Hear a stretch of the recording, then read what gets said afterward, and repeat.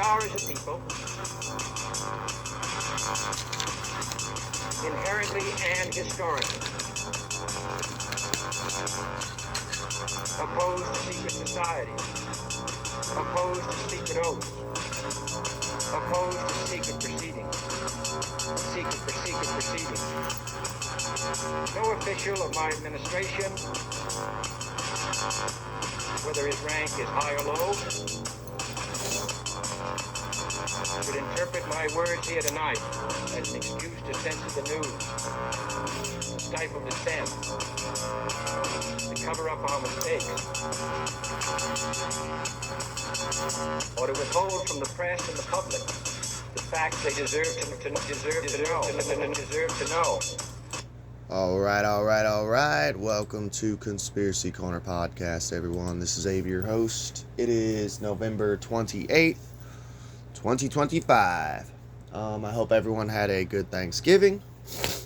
I go back to work today. I was lucky to be off yesterday. I had a coworker who, I feel like I was about to sneeze for a second. Had a coworker who wanted to have Saturday off. So we switched days around. That way he could go to a Christmas party.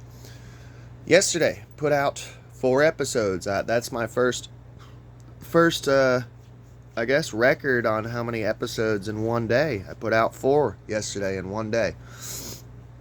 I didn't realize it, but last episode we reached episode 600.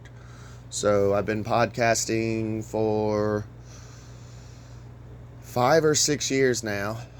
Been content creating for a decade or over a decade. So made it to episode 600. I don't know. Usually we have like a celebration episode, but I ended up putting out several episodes yesterday. Sammy was working, so anytime we reach like a 100 landmark, but yeah, thank you guys for tuning in. You know, I couldn't be able to do this without you all. The whole point of having a podcast is having listeners, so I appreciate y'all's support. I don't know. It was just kind of cool reaching episode 600. You know, most podcasts don't make it past episode 100. I think Sam Tripoli says if you make it past episode 100, you're good. You know. I have a Buy Me a Coffee account set up in the link below. If you donate some money, I will send you a bumper sticker. There's only 3 or 4 left. People have been supporting. I appreciate the support. It helps pay for pens, papers, flash drives, memory cards, all that stuff. Yeah, let's get on with the show. So, for entertainment, but I also get a lot of honestly good scoops from, there's a lot of content creators who will react to conspiracy TikToks. There's several of them I watch, like iTrek is one of them. Hell, there's one of them on the background right now. The volume's down, obviously. What's his channel name? Right7X. WRIGHT. He's a black dude. He's pretty fucking cool. He's probably my favorite of the ones who react to like conspiracy TikToks.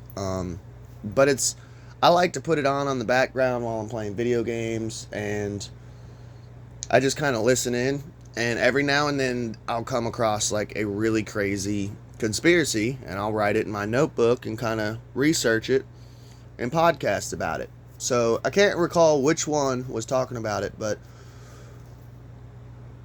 AI, robotic, spirituality. It's very strange. It's very fucking weird to me.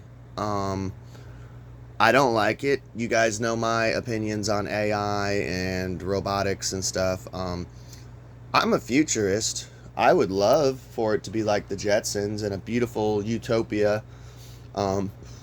Having robots who, you know, do the dishes for me, mow the lawn for me. Honestly, I would probably still do those things, you know, just to do it, because it's good to do chores and stuff.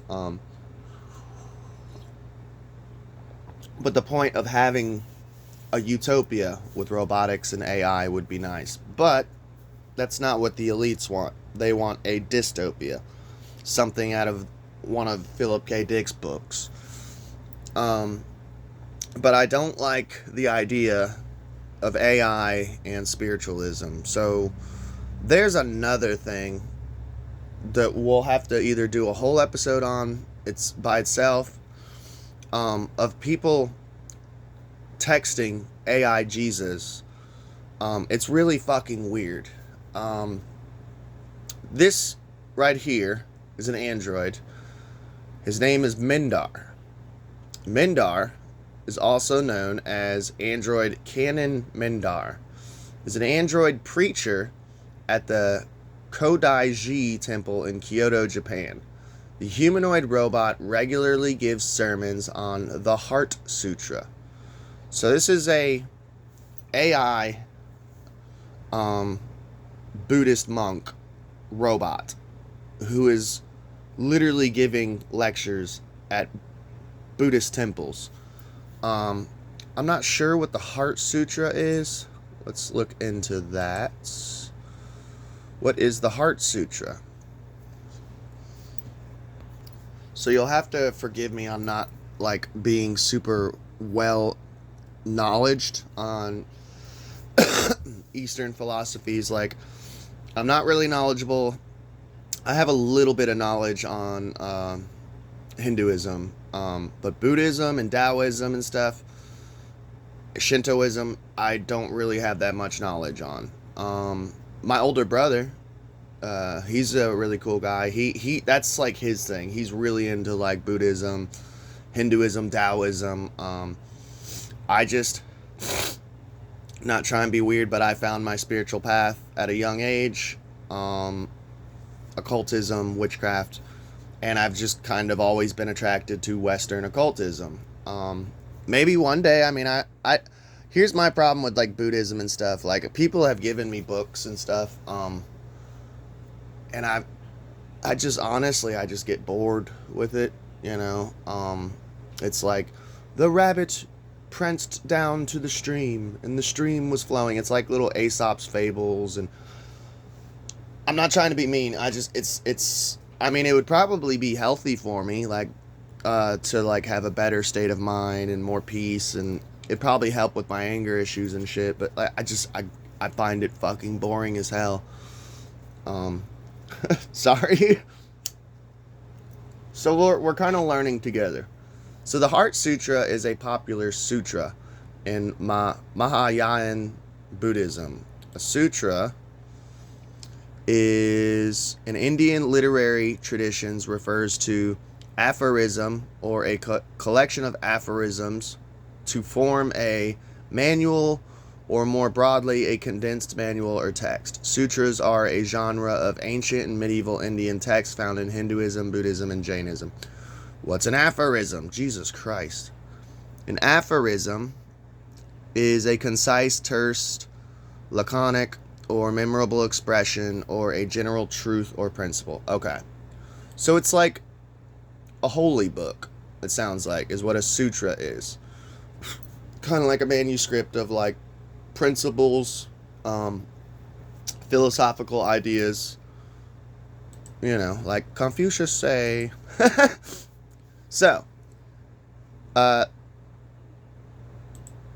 this Mindar preaches the Heart Sutra at the 400-year-old Zen Buddhist temple. It was created to represent and embody canon, a bodhisattva associated with compassion. So, supposedly, this robot, Mindar, embodies canon, which when I click on it, it's a guanyin, I guess is another name for it. Chinese, pinyin, guanyin. It is a common Chinese name for bodhisattva associated with compassion, known as Avalok, I'm not even going to try to pronounce that. Guanyin, aka Canon, is short for Guanxiyin, which means the one who perceives the sounds of the world. Originally regarded as male in Indian Buddhism, Guanyin has been commonly depicted as female in China and most of East Asia since about the 12th century. Due to sociographical factors, Guanyin may also be historically depicted as genderless and/or androgynous. On the 19th day of the 6th lunar month, Guanyin's attainment of Buddhahood is celebrated. Guanyin has been incorporated in other religions, including Taoism and Chinese folk religions. So this is what Guanyin looks like. Canon, aka Canon. Not sure if it's an actual person or not, because it's been depicted as a woman, androgynous, and/or a man who achieved Buddhahood. I don't know. I kind of fall into the category, and I lose a lot of people. Christians hate hearing about it. Like, I have a friend that I used to talk to. I don't know. He just stopped talking to me, which I'm fine with that, you know. I just think my ideas were too out there for him.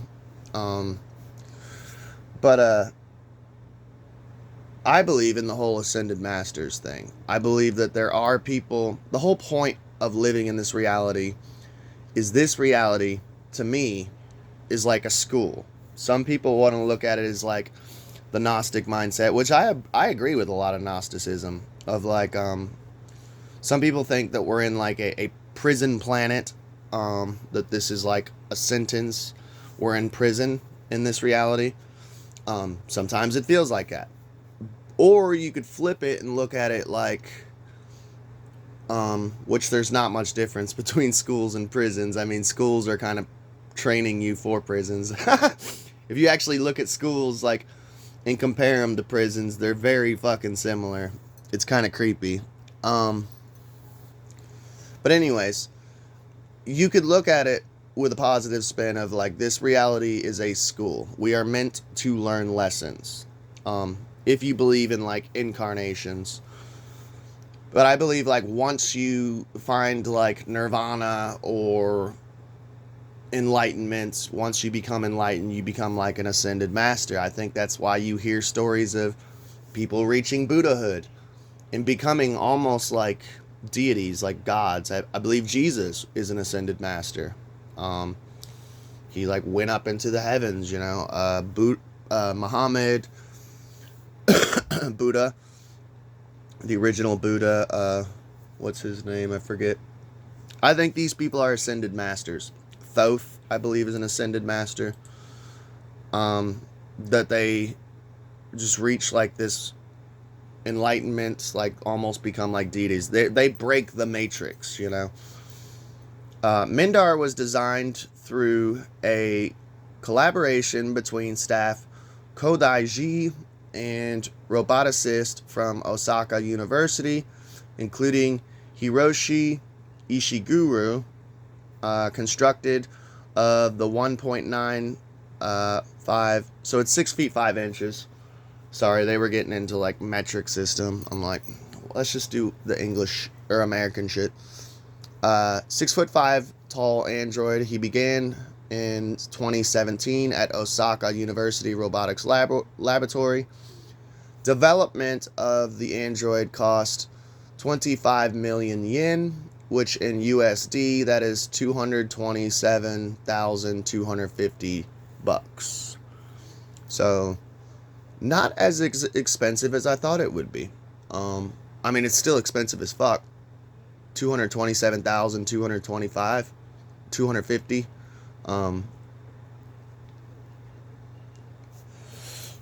While the total cost of the project was 100 million yen, which in US is $909,090.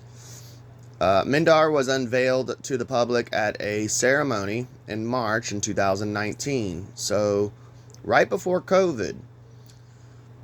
Its 25-minute pre-programmed sermon was written by monks and addressed the Buddhist concepts of emptiness and compassion. So, it already has predetermined sermons. I didn't mean to rhyme there, but hey, there you go. There's some talk radio magic for you. So it doesn't sound like it has, like, specifically artificial intelligence. It sounds like it's just a robot with, like, predetermined set sermons. It probably can have conversations with you, but it's probably, like, pre-set up, conversation. Like, it's already got answers that are set up, it sounds like. So, I don't know. It's still, the whole concept bothers me of, like, spirituality merging with machine. To me, it reminds me of the Golem. Not to go off the rails too much, but the Golem of, like, can we make, or the homunculus, like, can we put souls into machines? A lot of people think that demons, if you're coming in from, like, a Christian point of view, that demons can jump into these things. Like, back in the day, they used to jump into dolls, and there'd be haunted dolls. Now that we're building robots, like, people are like, oh, we're literally building bodies for demons to jump into. Which, I'm not a Christian, but that doesn't sound too crazy to me. I mean, this is Conspiracy Corner Podcast. I talk about all sorts of crazy shit. I'm not against the idea, or against that mindset that these things could become like golems or homunculus for fallen angels or demons, Nephilim spirits, whatever you want to call them, jumping into these things. But I just don't like the idea of machine spirituality. It seems very materialistic when I think of spirituality. I don't find anything wrong with actual physical objects. Like, obviously, witchcraft, there's candles, there's athame, there's circles. But once you get further enough into witchcraft, you realize that you don't need any of that. You can do witchcraft without any of that. You have to get, like, you tell that to, like, a Wiccan or something. They're like, no, you need the candle. Once you get further enough in, you start realizing that you are the candle. You are the athame, or, like, Catholics using rosaries. I don't have a problem with materials being used in spirituality, but I have a problem with materialism being brought into spirituality. Like machines preaching, or mega churches begging for money and needing personal jets. And it just makes me feel gross.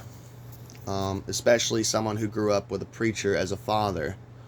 I was an usher for the church, and it's disgusting to me. Kodaiji is a Zen Buddhist temple established in 1606 in the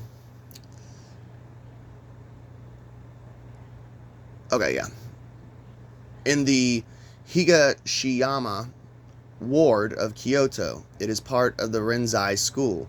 Roboticist Ishiguro Hiroshi of Osaka University visited Kodaiji in July 2017. Goto Tensho, then the temple's chief steward, suggested to Ishiguro the creation of a robotic Buddha statue. So this sounds like this was the inspiration. He wanted just a Buddha statue that was robotic, which is so funny.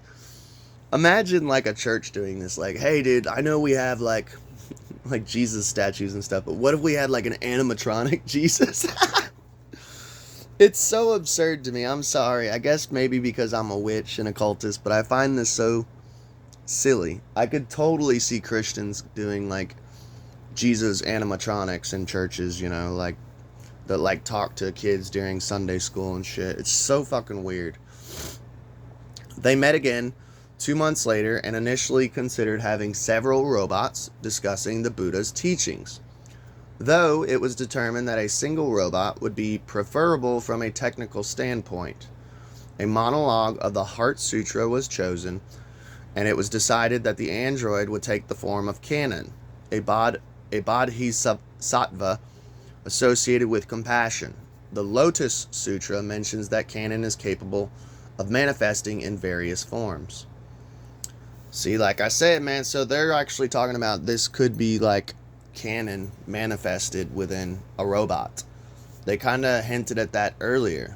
So apparently in the Lotus Sutra it says that Canon, Guanyin, can take many forms. Which kind of reminds me of, like, honestly, I think interdimensional beings in general, like entities and stuff like that, can shapeshift. You know, me and my buddy were talking about that. Angels and interdimensional beings, I'm like, they probably can shapeshift. You know, I would imagine that.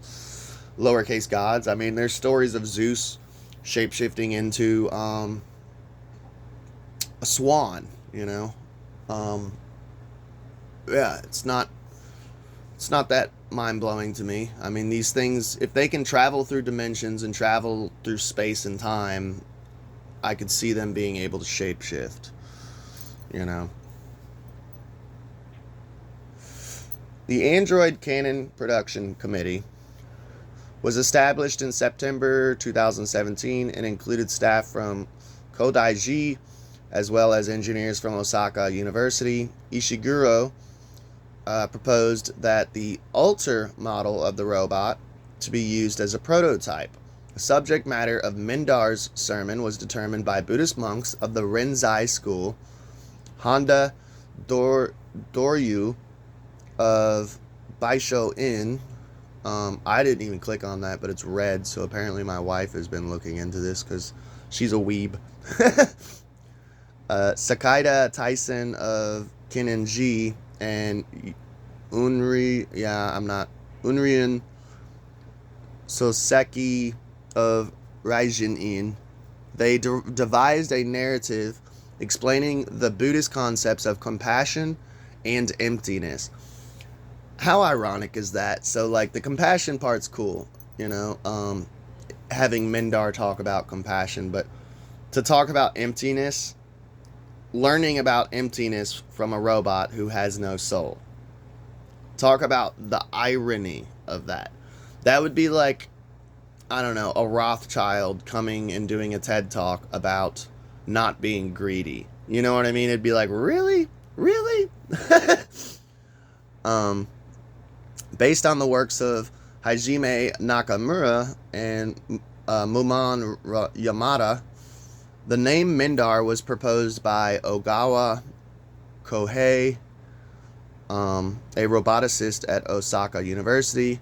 Mindar is not powered by artificial intelligence, though the designers originally had aspirations of endowing the android with machine learning capabilities.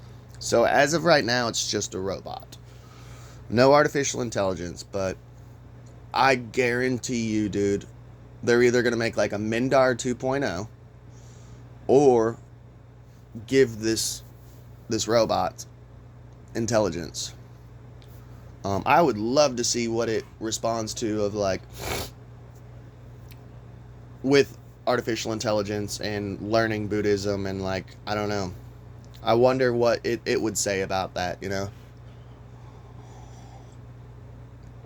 This robot will never die. It will keep updating itself and evolving. With AI, we hope it will grow in wisdom to help people overcome even the more difficult troubles. It's changing Buddhism. Perhaps. By the way, if you're a Buddhist and you're tuning in, I would love to hear your thoughts in the comments section. And I would love to have you on the show and interview you. There's an email in the description below. There's a Hindu guy and I want to get on and talk to him about Hinduism and learn about it because I really don't know enough about it and I think it'd be interesting. I don't mind doing spiritual episodes. I just want to know your thoughts on it if you're a Buddhist listening on robotics, And like they said right here, this guy says it's changing Buddhism. What are your thoughts? Do you think this is a good thing or a bad thing?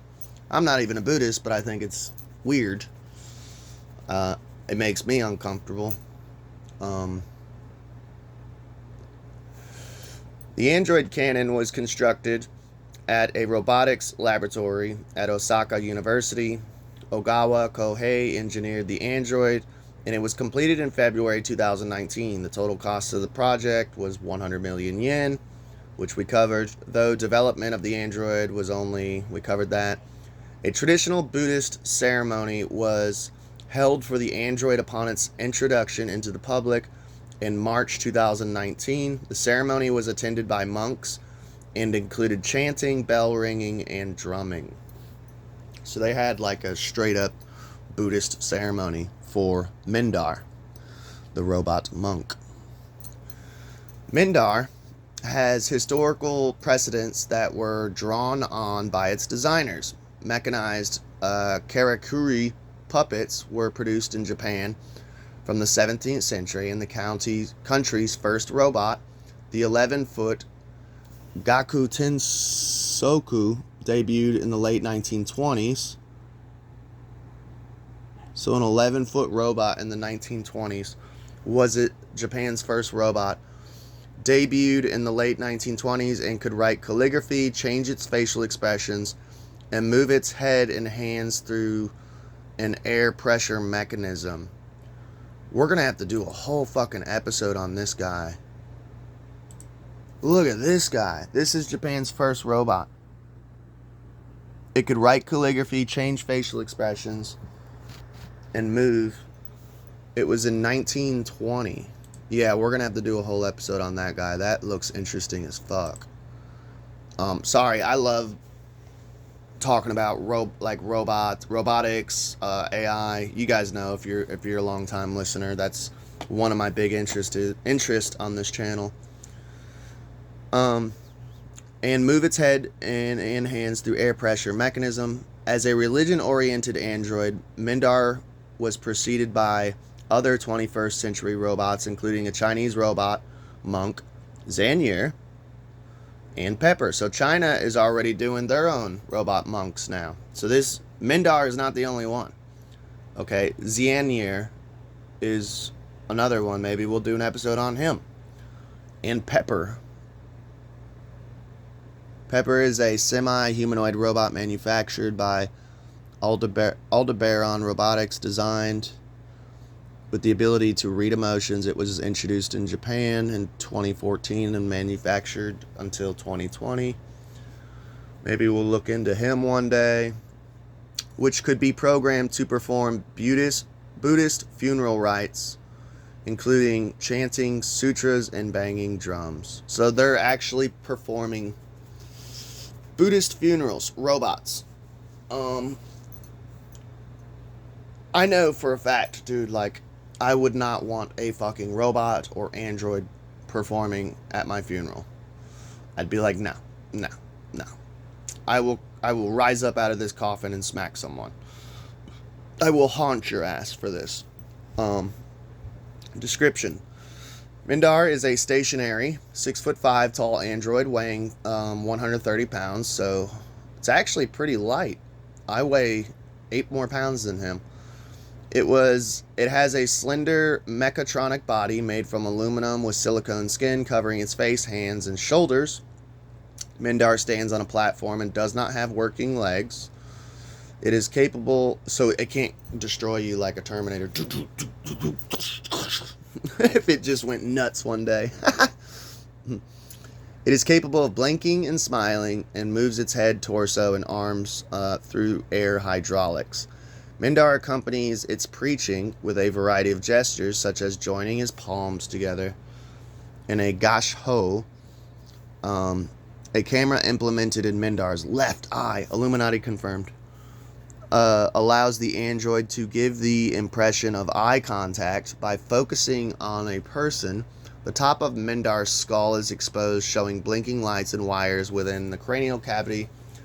Similarly, most of the android's body is not covered in silicone, exposing wires and servo motors similar to Ishiguro's Telenoid robots.